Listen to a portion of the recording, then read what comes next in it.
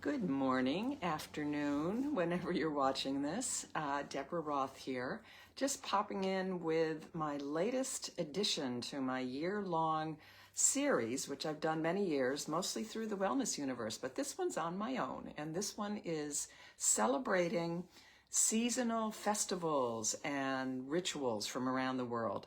This is it's always a beautiful time to do this because any season has a lot of just some powerful, some playful, as you'll see in a minute, celebrations. The last one that I did was honoring the spring solstice, the spring equinox.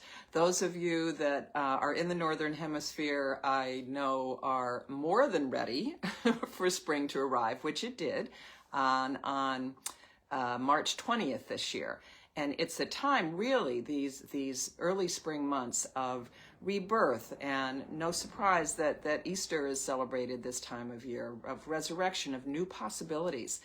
And so I was kind of drawn, trying to do these every month, not just on the wheel of the year, because of course the spring equinox is the moment in the year when the sun and the moon and the night and the day are equal. And the energy between, all those metaphors of lightness and darkness. And we're now slowly moving towards May Day, which will be the next seasonal celebration, and then the summer solstice. So in the midst of all that, I was drawn to look at other spring festivals around the world, some that very actively embody honoring the spring equinox, and others just playful, joyful, opening up, welcoming in the spring. Other than the ones that I already knew about, like Holi in India. What's one of the other ones? Oh, the cherry blossom festivals that happen all over. So I've picked, I think, 5 or 6 for you that just I thought were delightful.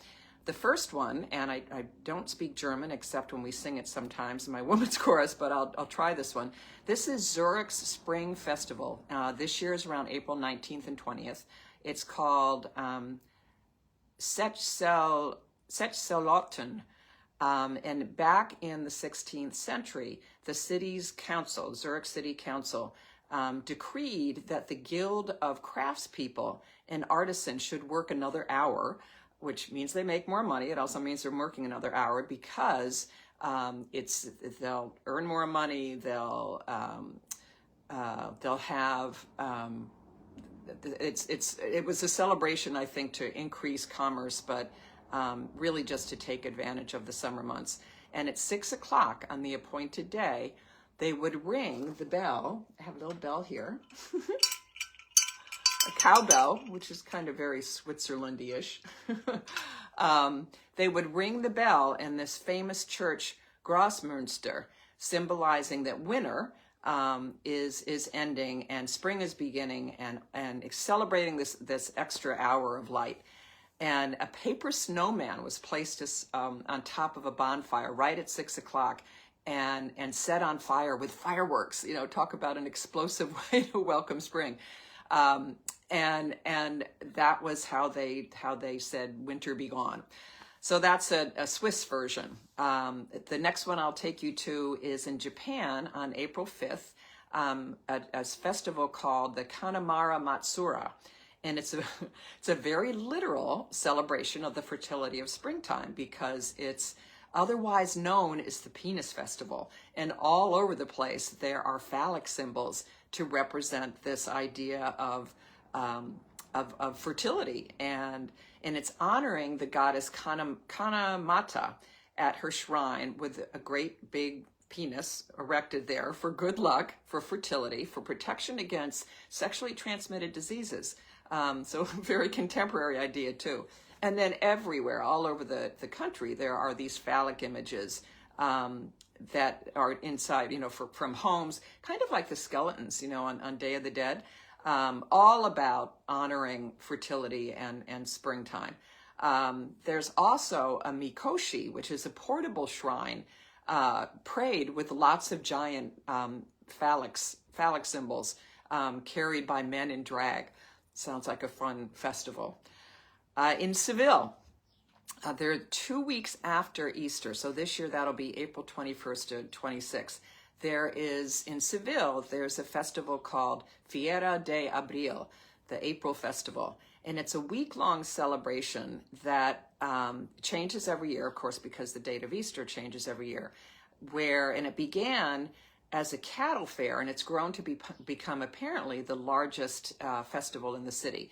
There's over 1,000 small, private owned little structures called casetas, little houses that are erected with bars and kitchens and places for people can eat and pass from, and visit friends from one to one. There are horse parades with everyone, with traditional clothing and flamenco dancing. So it's a very celebratory, not necessarily a celebration of spring, but still a joyful one.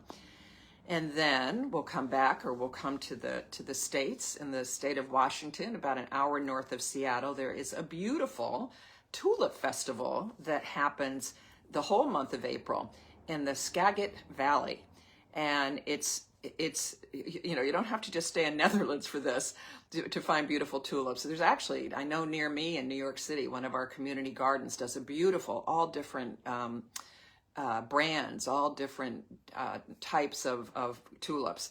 Likewise, you can find that in this tulip festival with this beautiful backdrop of the Cascade Mountains.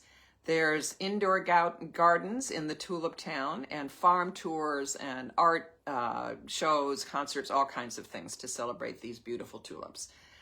Now, moving back across the ocean to Thailand, Songkran is a water festival, a Thai water festival from April 13th to 15th. That is a celebration that's basically turned into a big countrywide water fight.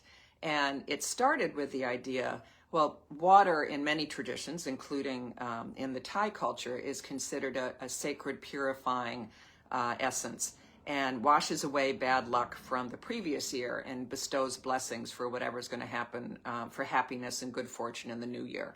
And it originated when water was, the water that was used to cleanse the statues of Buddha was collected and then sprinkled over the elders and the religious leaders in the town. Nowadays, the celebrants, the revelers, douse each other with huge water guns, with literally buckets of water and hoses.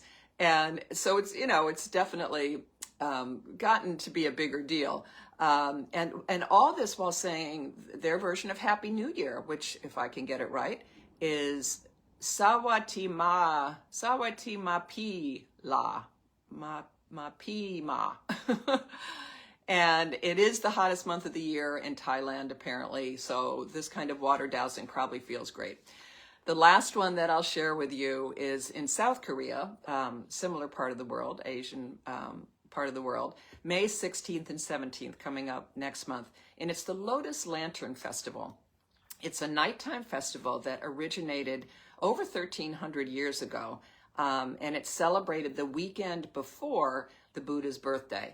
Lanterns are placed in each of the homes as it gets dark, and then they're considered symbols of our yearnings for peace within our hearts and within the world, which feels particularly powerful right now, doesn't it? And thousands of people then walk with their lanterns through the streets in a huge lantern parade, representing their commitment to peace and to Buddha's enlightenment principles. There's a 60-foot lantern sculpture along with food and dancing and all kinds of Buddhist gifts at this festival. So just a little overview of some of the really beautiful celebrations, and maybe you'll take some ideas from it for your own celebrations of spring. So I showed you my cowbell. Find a bell and you can ring the bell like they do in Zurich for their celebration of the end of winter. You could take a tulip to sell and sprinkle yourself with water. Tulip from the Tulip Festival in Washington State, and water like the Thais do, the people from Thailand. Or you could also, I have this beautiful lantern oh, I didn't remember to light the candle. You have to get the general idea. I have this beautiful lantern from a dear friend's wedding from several years ago. And light a lantern to really invoke the Lantern Festival that happens in South Korea. So we are all doing this in a way of honoring multiple cultures, never, I hope, in a way of culturally appropriating, but honoring all these beautiful spring celebrations. I hope you find some of your own, maybe borrowing from some of these, but however you love to celebrate spring, I'd love to hear. Thanks so much for sharing with me today.